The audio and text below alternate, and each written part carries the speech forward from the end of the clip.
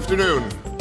I'm Scott Cowan, president of Tulane University. It is my great pleasure to welcome you to this year's 49th Annual Tulane Educational Conference. I hope you have thoroughly enjoyed the program thus far, and as I walked around the room and said hello to many of you at your tables, all of you remarked that this was one of the best, if not the best, annual program we have had.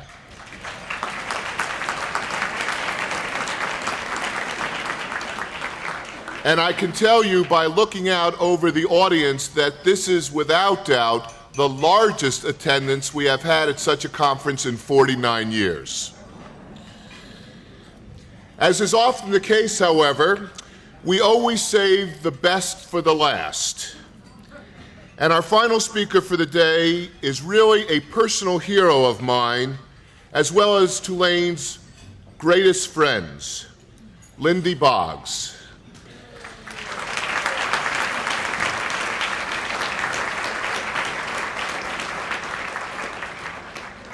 Lindy, a 1935 graduate of Newcomb College, is one of the most remarkable women in American political history. You may not know that Lindy, the former Marie Corinne Morrison Claiborne of Point Coubay Parish, is a descendant of William C.C. Claiborne, who was appointed by Thomas Jefferson to represent the United States at the Louisiana Purchase, and who subsequently became the state's first governor. What I'm sure you do know is that Lindy herself has served in many significant and influential roles. She was the dedicated wife of Congressman Hale T. Boggs, Louisiana's influential Democratic majority leader. In the late 1950s and 60s, the Boggses were notably active and effective voices in the movement for greater racial equality and opportunity. After Hale died in 1973, Lindy was asked to fill her husband's congressional seat, and in her very first term, achieved a landmark legislative victory. Lindy is the individual who succeeded in having the words sex and marital status added to the Equal Credit Opportunity Act of 1974.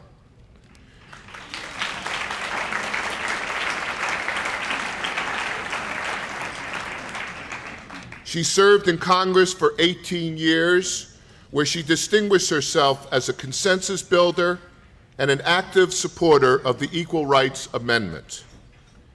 After her retirement from Congress in 1991, Lindy authored her memoirs, continued to be a committed public servant, and the ever-devoted mother, grandmother, and great-grandmother. She has been especially wonderful to Tulane University, where she has served as special counsel to the president, and God knows I need all the counsel I can get, honorary co-chair of both the Newcomb College Campaign Committee and the Executive Committee for the university's last capital campaign, and as honorary co-chair of the Tulane Alumni Association's Centennial Celebration. She was also selected as a 1976 Newcomb College Distinguished Alumna and the 1985 Tulane University Distinguished Alumna. She was awarded an honorary Doctorate of Laws at Tulane University in 1978, and she also received the Presidential Medal in the year 2001. In 1997, Lindy received perhaps the greatest professional honor of her career when she was appointed Ambassador of the United States of America to the Vatican. She served in Rome for 3 years with great acclaim and distinction, retiring in 2000. We are absolutely thrilled to have her home and to have her with us today. As many of you know in this audience who have read about Lindy Boggs or met her personally, she is one of the warmest, loveliest persons you will ever meet in your life. She exudes charm, humanity, and humor. And in this public forum with my wife in the audience, I am here to declare that I love Lindy Boggs. From the first moment I met her when I arrived in New Orleans 4 years ago, she was one of the first person I met, and I declared my love to her then. And to my dear wife, Marjorie, you are second, but she is a great lady to be second to. Ladies and gentlemen, please join me in a very affectionate welcome for our keynote speaker, the Honorable Lindy Boggs.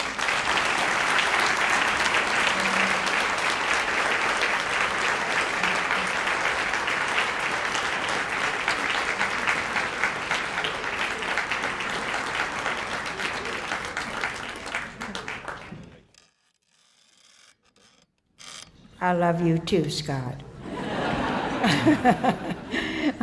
I have to tell you a story about this. Of course, the wonderful Lindy Claiborne Boggs building is named in my honor here, which thrills me every time I pass by it and see dozens of students working there all night long on all of the great equipment that the building provides for them. But my grandson, Steve Sigmund, came down to Tulane from Princeton, and that was a switch, and was able to get into a dormitory room, and he said to me, "Mama, would you like to come up and meet some of my new friends?" And I said, "I'd love to." And we walked down the hall, and these kids are congregated, and he says, "I'd like you to meet my grandmother, Lindy Boggs." This kid looks at me and says, "You're alive?"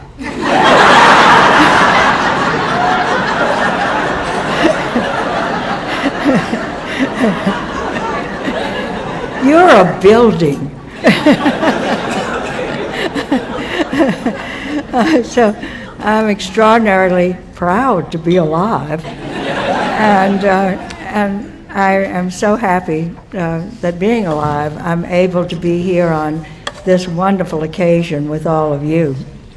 And I do thank you, and Scott and Marjorie, and the whole Tulane family, and all the alums, and all the people who have participated in this great educational conference.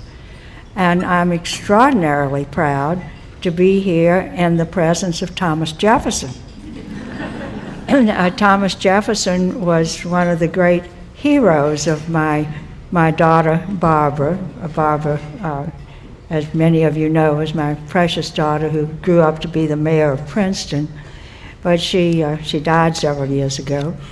But Thomas Jefferson was her real hero throughout life. And of course, she indoctrinated Cokie, her little sister, at a very early age.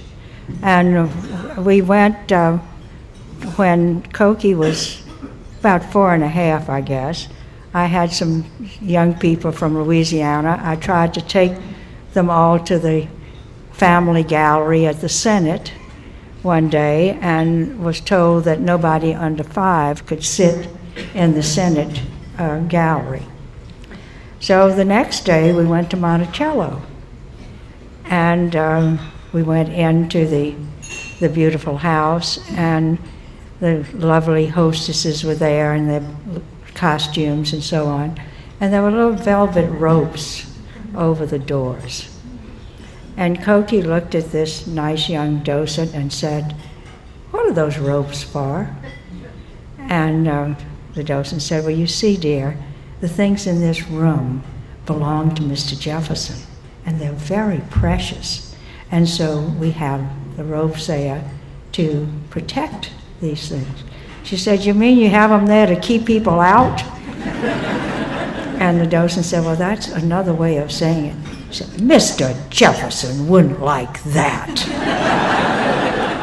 Whereupon the hostess said, "How old are you?" And she was worried because she just had this, encounter with the Senate building. She said, "I'm 4, but I'm closer to 5 than I am to 4. So the docent said, "You're just the right age to come under the ropes." So she got a very personal tour of Monticello, and she's been a fan to Mr. Jefferson's ever since. But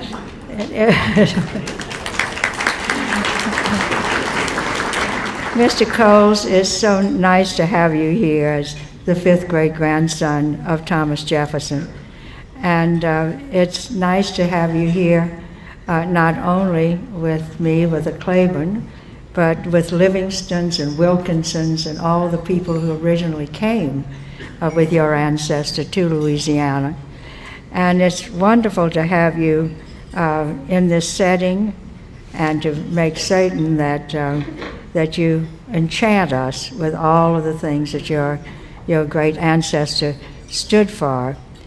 And it was such a thrill to me to know that you were going to be here with us and that you grace us with your presence from time to time, and I hope you come back very, very soon. And I was so pleased that Mr. Joyce had a medley of cultures expressed in music. I had the great fortune when I was the ambassador in Rome to be able to have a Gottschalk concert at the American Academy across the street from my house. I had the Xavier Choir to come and sing as my Millennium concert when Mother Catherine Drexel was declared a saint. And among the 178 ambassadors to the Vatican, one of them, the British ambassador, Mark Pellew, and his wife Jill, are both great musicians and singers. And when the Xavier concert was over, Mark came over to me and said, "The rest of us just shouldn't even try it." But also it was wonderful to be able to have with us there the wonderful music of our jazz music. And Ellis Marcellus came over to play for my 4th of July party during the millennium year. And so it was a great thing for me to be able to have our culture expressed in our music and to be able to show them off in such an international setting. And I was so pleased, Ms. Fry, with the African-American history and Richard Campanelli for the digital timeline of the Louisiana Purchase. I can't tell you what a service you have rendered. One of the marvelous things about Jim Billington, the Librarian of Congress, is that all of the different collections and precious objects and manuscripts and books and so on that have been left for safekeeping from time to time with the Library of Congress, when those countries or those organizations are ready to take them back, Jim Billington, the librarian, offers to digitize them for them. And it's a tremendous contribution to the history of the world, the literature of the world, the artifacts of the world. It's been such a great thing to know that you have the timeline of the Louisiana Purchase, Ms. Fry, and Mr. Campanelli. I was really very, very pleased to know that we now have this accurate timeline on the Louisiana Purchase. Then to have Tommy Tucker to be able to know that the other Livingston, Edward, and the early drafters of the Constitution were all here. It's an amazing thing that Bob Livingston, who was the member of Congress from the 1st District of Louisiana, when I was a member of Congress from the 2nd District of Louisiana, were able to serve together. And Bob was a Republican and I was a Democrat. And people used to ask Bob, "How did you and Lindy get to be such good friends?" And Bob would respond, "Well, I fell in love with her when she was campaigning for my opponent." So it really is a remarkable continuing history that we've had, and I'm so very, very happy that you've been able to, Mr. Tucker, to show us this remarkable history of the Livingston family. And then I have to tell you, Mr. Klingler, that I am a native of Punky Parish. And the Creole of Punky Parish, Louisiana, oh, sure, that is some language, eh? But it was a remarkable shock for the more or less Anglo-Saxon Claibornes who came into Punky Parish. I came down from Natchez and then came in New Orleans and went up to, of course, inhabit some of that part of the state. And there is a very, very special way of life and a very special language that goes with it. And I'm delighted to know that it's documented now and available now. And it's really, it was a very funny thing that happened when I first brought my husband-to-be, Hale Boggs, up to Punky to meet some of the family. There had just been a political contest for the district attorney of the 18th Judicial District, which comprises Punky, West Baton Rouge, and Iberville parishes. And the first family home, geographically on the road, was my Uncle Daddy's house, Ferdinand Claiborne. He just won for district attorney. And there was lots of celebrating and having lots of fun, and Hale was very, very pleased at all this. And in about an hour, Louis Sturgis, who was the remarkable man who really ran my mother's house and was everything to all of us, came over and he said to my uncle's house and said, "Miss Baby, they've been waiting for you over at Mr. Hewitt's for an hour or so." And suddenly I realized Uncle Daddy had beaten my aunt's husband for district attorney.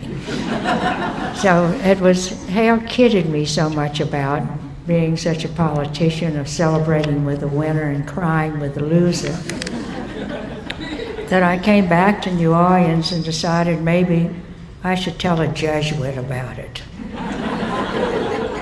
And so I did. I said, I guess I'm a terrible hypocrite.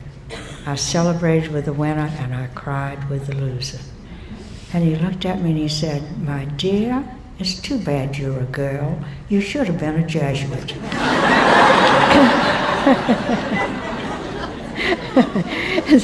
And Mr. Woodward, the last years of the Spanish Empire in Louisiana was very, very precious to me. I live in a house that was built by Don Esteban de Quinones, and he was a very good friend, of course, of the governor and all of the people who were in all of the positions of power. But he was also the archivist for Louisiana, Cuba, and the other firm lands of the ocean. So that I was very, very interested in knowing that the last years of the Spanish Empire, he built the house that I live in 1795, after the terrible fire of 1794. And though he's no relation, I feel him and his family around me all the time. But and of course, right around the corner from my old house was indeed the very first area where the opera was performed, and the U.S. colonial times were also, and the federal periods were also celebrated.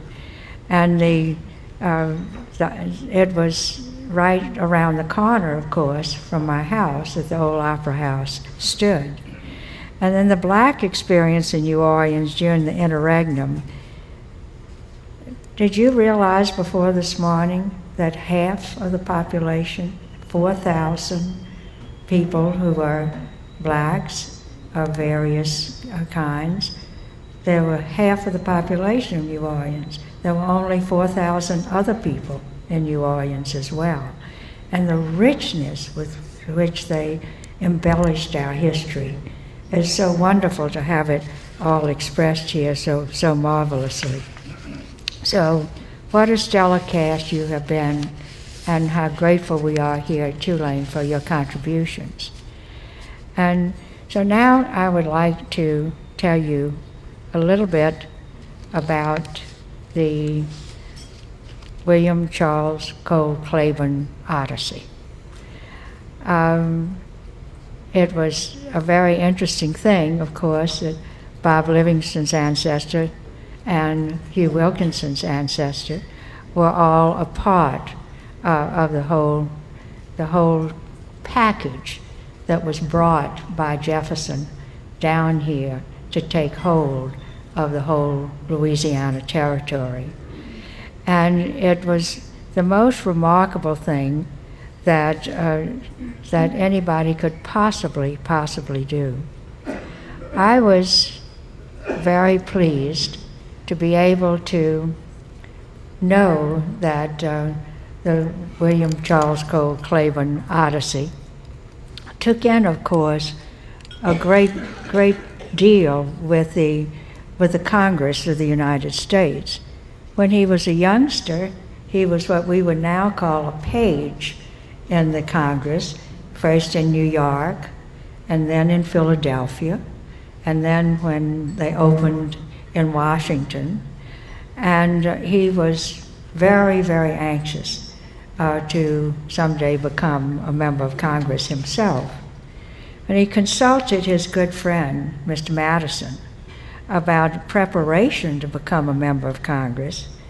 Madison advised him that he should read law in Virginia and then move to Tennessee, where his family had a friend where he could read law in his office. And so he took the friend's advice and finished his law studies in Virginia and then went down to Tennessee to live.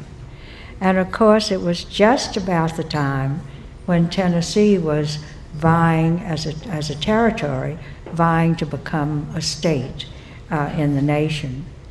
And he did indeed start working in Tennessee for Tennessee statehood.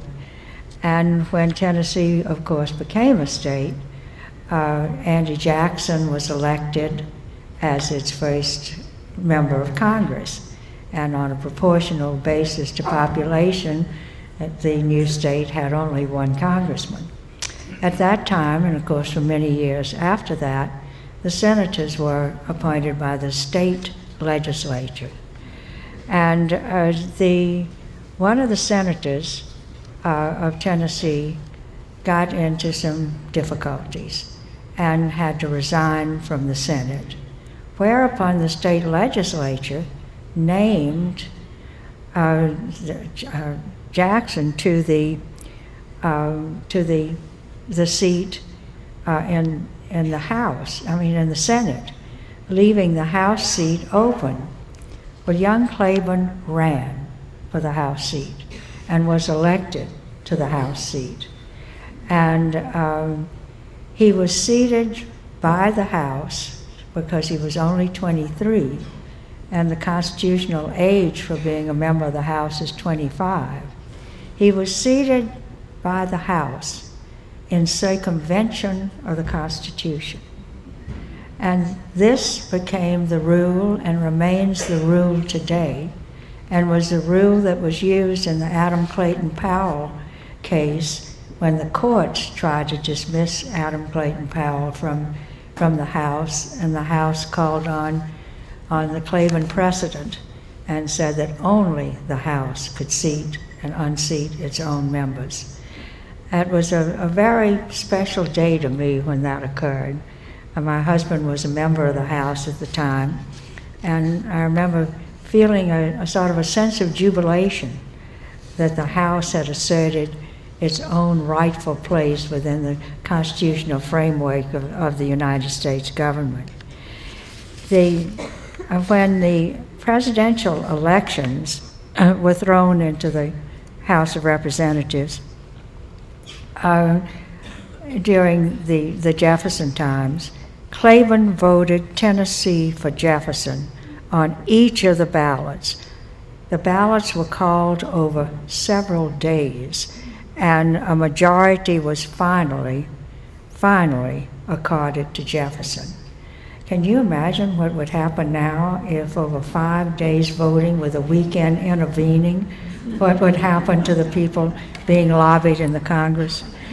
Well, Claiborne, of course, soon afterwards was sent to the Mississippi Territory, and with, of course, General Robert Livingston, with, of course, General Wilkinson, and he became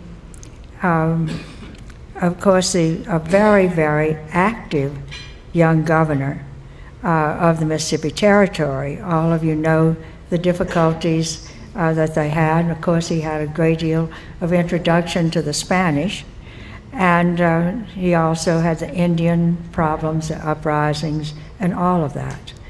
But somehow or other, Jackson thought he was going to get that job. And he never wanted to kowtow to Jefferson to get it. And he really wasn't resentful of Claiborne, whom he admired and felt that he had gotten his position rightfully. But he never held the grudge against Claiborne, thank goodness, because of their subsequent kind of cooperation. But he did indeed always have a difficulty with Jefferson after that. He respected very much the experience that Claiborne had had as the territorial governor of Mississippi, and he indeed respected him as he took over in a job that he had hoped to get for himself. Well, of course, as time would come on, it was Claiborne who had to defend Jackson from the foibles of the Louisiana legislature, who were by dissolving a legislative session that would have abandoned the full resistance to the British invasion and the Battle of New Orleans. So that this vast empire that was here, this great and remarkable place that we knew that the Spanish had it from 1758 to 1800, and we were aware of the fact that Galvez had been a hero, of course, in our own War of Independence, and we knew of Claiborne's experiences in the Mississippi Territory, but it was the French who had explored the Mississippi River and had settled the vast territories along its banks and its tributaries. And among all of these people were priests and nuns. It was a remarkable thing that when New Orleans was established, the Ursuline nuns were asked to come, and they came to teach the children of all backgrounds and races, and to nurse the sick, and to tend to the poor people and the homeless and all of those who needed their help. They, very fortunately, were very practical women, and they grew the traditional medicinal herbs of the French, and they added those of the Indians and later those of the Negroes. And one of the nuns became the first recognized woman pharmacist in America. And their convent was one of the first hospitals. And when Louisiana was purchased by the Americans, the Ursulines appealed to President Jefferson, and he assured them that none of their schools, none of their establishments would in any way be touched, and that they were free and welcome to continue their great service, unafraid of any interference by the United States of America. And it was, of course, these same nuns who, all through the Battle of New Orleans, kept their prayerful vigil, and so much so that Andrew Jackson, before taking off his uniform, came by to render his expressions of gratitude for the favorable outcome of the Battle of New Orleans. So the history of New Orleans is reflected in the historic setting that is the heart of our present-day city, now called Jackson Square. If you think about it, it was once Place d'Armes, then it was a Plaza de Armas, and it is bracketed by the Pontalba buildings, built by the Baroness Pontalba to ensure the value of her inherited property from the outward moves of the gauche Americans to the Faubourgs, establishing them as American sections. And the area that we now call the Garden District was one of those, of course. It was known as Jefferson City. And of course, we had the Cabildo, the Spanish Legislative Building on one side, where the Louisiana Purchase was signed, the St. Louis Cathedral, which assumed its present structure following a devastating fire in 1788, and the Presbytere, originally built as a residence for the Roman Catholic bishops and priests. But I have to tell you a most precious story to me. Many of you know that my husband, Hale Boggs, as Majority Leader of the House of Representatives, was campaigning for a wonderful young Congressman, Nick Begich, in Alaska, and their plane disappeared, and they were never found. And friends insisted on having a memorial, and we had a beautiful memorial mass at St. Louis Cathedral. And then we went outside, and there was the 21-gun salute. And of course, we went out of the cathedral. We were facing Jackson on his horse in the square, and the pigeons were all over the statue. And when the first gun salute went off, the pigeons began to fly in a very frightened manner. And David, my 5-year-old grandson, pulls on my skirt and saves me from crying. He says, "Mama, how come they're shooting all the pigeons?"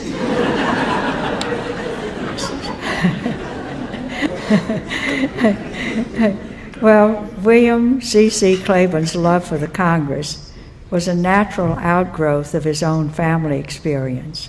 His uncle, Thomas Claiborne, was a member of the 3rd, 4th, and 5th Congresses from Virginia. He lost, and then he went back and got elected to the 7th and 8th Congresses. And then Thomas Claiborne, his son, who had moved to Tennessee, served in the House of Representatives in the 15th Congress, and various family connections served in the Congress as well. I had the splendid and affectionate opportunity of serving in the Congress with my cousin, Claiborne Pell, a senator from Rhode Island, and chairman of the Senate Foreign Relations Committee, and son of Herbert Claiborne Pell, who had been a U.S. representative from New York in the 66th Congress. And as you have heard, I've recently completed this tour of duty as a U.S. ambassador to the Holy See, where I was reminded of the history of our U.S. relations with the Vatican. When Jefferson and Franklin, longtime residents of Paris, remember Franklin was called my cher papa, emerged as the leaders of the United States, the Vatican extended an invitation to them to name a representative to the Vatican government. Although informal, there was an interchange between our governments from 1848 to 1868, until 1848, and then from 1848 to 1868, the United States had formal representation. during the administrations of 7 U.S. presidents. As you know, Johnson just said 1 year, and only 1 pope, Pius IX. Following our own Civil War, the representation to the Vatican ceased, and from that time forward, the United States sent presidential envoys to the Holy See until President Ronald Reagan persuaded the United States Senate to again establish formal political relations with the Vatican State. When I presented my credentials as a United States ambassador to Pope John Paul II in 1997, his response to me was one of the most complete understandings of our system of government I had ever heard any leader west of Paris enunciate. As I was preparing to leave my post during the Great Jubilee year, the Pope accepted our U.S. Congressional Medal of Freedom, whose first recipient was George Washington. And it was the first time and only time that he had agreed to a national award from another country. And it was a most beautiful experience. And when he had received everybody in the delegation, Speaker Hassett and all of them, he then gave a lovely talk in response to theirs. And nobody was quite sure of the protocol. Do you clap for the Pope? So they didn't clap, so he got up to leave, and spontaneously the room burst into tumultuous applause. And he turned around and he blessed, and then he walked a little farther, and he turned around and he blessed, and the applause kept up, and finally he made it to the exit door. And then he turned around and said, he blessed again, and he said, "And God bless America." So it was so remarkable that it was here in Louisiana where we went forward into the Confederacy and then out again into the years of Reconstruction, and finally, I suppose one would say, into full participation of the United States of America, embellishing the richness of our national government, our seemingly unlimited national resources, the establishments of the great institutions of learning, such as Tulane, the boost into the millennium from the external tanks manufactured here at our Michoud plant, sending our scientific missions into outer space, of aiding in the embellishment of scientific, academic, cultural, and medical achievements. My princess friends in Rome wish that you could have saved them from the euro. I reminded them that it was better than the Louisiana D. But I thank you so much for this opportunity to honor my family members, to honor the Congress of the United States, and to say with the Pope, God bless America.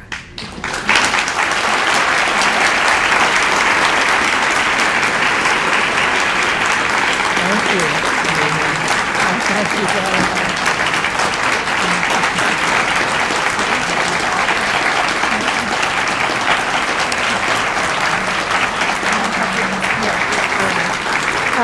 Thank you. Thank you. I have some biographical directory of the United States, some of the family members who've been members of Congress, if anybody is interested in having them.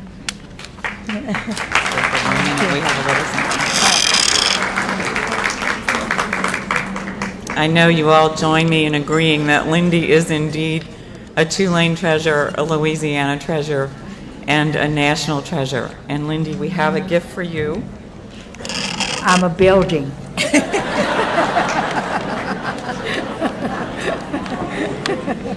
And this gift comes from another one of our Newcomb treasures, Mignon Faget, who has designed a pin for Newcomb Emerita alumna who have been out of Newcomb for more than 50 years, and it's an addition to the Newcomb art collection, and we have this for you. Thank you, Lindy. Thank you. Thank you.